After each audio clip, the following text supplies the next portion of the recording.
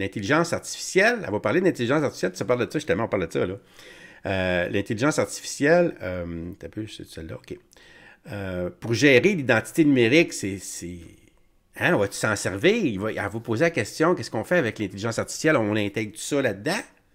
Dans notre identité numérique, par exemple? Hein? Écoute dessus l'oiseau. Si je puis compléter, c'est une boîte de Pandore, donc c'est-à-dire qu'on a une très grande, un grand mandat à travers l'OVIA pour justement responsabiliser, détecter les impacts sociétaux. Tous les secteurs de la société sont touchés. Le grand problème, ces temps-ci, c'est qu'on a un voisin aux États-Unis, un président, qui a fait tout le contraire de ce que la Charte de Montréal, que vous connaissez peut-être, qui donne 10 balises très claires pour encadrer l'intelligence artificielle, eh bien, lui, il fait le contraire. C'est la dérégulation, c'est le privé à tout va. Et donc, ça donne un élan qui est contraire à ce qu'on devrait faire en tant qu'autorité, en tant que gouvernement, en tant que tel, c'est-à-dire contrôler et être en mesure de restreindre, d'atténuer, voire, les impacts souvent néfastes de l'intelligence artificielle. Pour répondre un peu plus précisément à votre question, on peut utiliser l'IA, d'ailleurs, pour augmenter la cybersécurité, assurer un meilleur changement, une meilleure transformation numérique de l'État. Mais comment le faire, avec quel LLM, essentiellement, comment ça va être fait? Les détails se retrouvent là, et donc le diable est dans les détails. Ce serait vraiment une question à étudier davantage. C'est un beau mandat de recherche pour nous, ça. C'est un beau mandat de recherche pour nous, ça, puis il y a une grosse souris en face. Oui, c'est sûr, c'est sûr qu'il va y avoir des essais-erreurs là-dedans. Là. Oh. Puis c'est ça qui fait peur, parce que c'est les cobayes encore, ça va être nous autres. Là. Hein? Puis encore plus, les vulnérables, là, les électistes, là, j'oublie tout le temps le nom, ceux qui sont victimes de littératie, là, qui souffrent de ça. C'est ces gens-là qui vont payer le plus cher, qui vont être impactés le plus. Là. C'est pas moi puis toi qui moindrement est capable de fonctionner un peu avec les ordinateurs. Là. On va être capable de se démerder avec le système là, quand il va y avoir un problème pour nous autres. Mais quelqu'un là, qui... moi, je te dirais, là, avant d'adhérer à ça, là, pense-y. Pense-y. Surtout quand tu es rendu, à un moment donné, à un certain âge, tu as moins de besoins. C'est juste le côté santé. Là, bon, ben ça, tu as ton docteur, tu peux faire comme tu fais en ce moment, tu vas pouvoir continuer à le faire. Je pense plus quand les jeunes, là, après ça, tu demandes des permis pour construire ta maison, tu as des enfants, l'éducation, les baptistères. Là, il y a beaucoup de documents. Là, au début de ta vie adulte, puis tout le long, là, pendant que tu travailles jusqu'à ta retraite, que là, ça peut être super intéressant.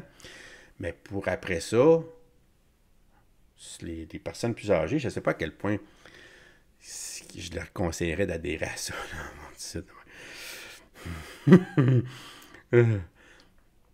Même cette oui, le projet de loi parle de profilage, OK? Qui n'est pas souhaitable, là. On veut pas...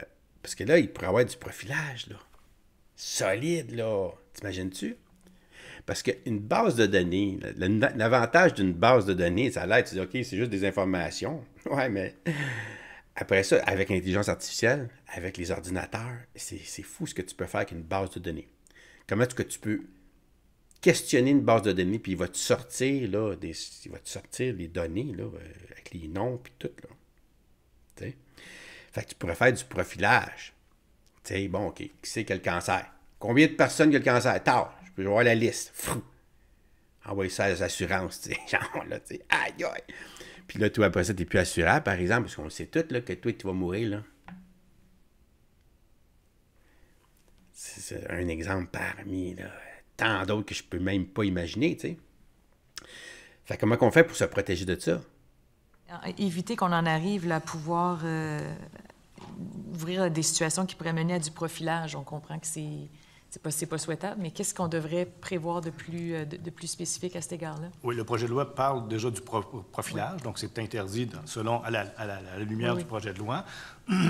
Le profilage, et ça tombe aussi un petit peu dans les données inférées dont on parle plus haut dans le mémoire, c'est-à-dire que le gouvernement, certains gouvernements pourraient abuser, en fait, dépasser les cadres juridiques. Ça s'est déjà vu ailleurs à l'étranger, notamment pour la surveillance de masse. Et donc, il faut éviter ça. Donc, il faut très clairement dire à la population, il n'y aura aucun profilage.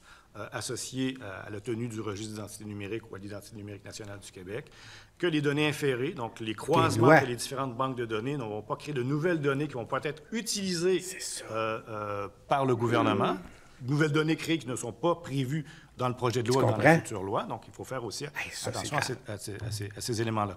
Il y a toute une question aussi de vie privée, de respect de la vie privée. Le profilage, c'est une violation de la vie privée essentiellement, si on est en mesure, notamment avec les moyens technologiques de nos jours, la géolocalisation, l'identification par différents types d'identification, d'authentification biométrique aussi, les enjeux associés à ça.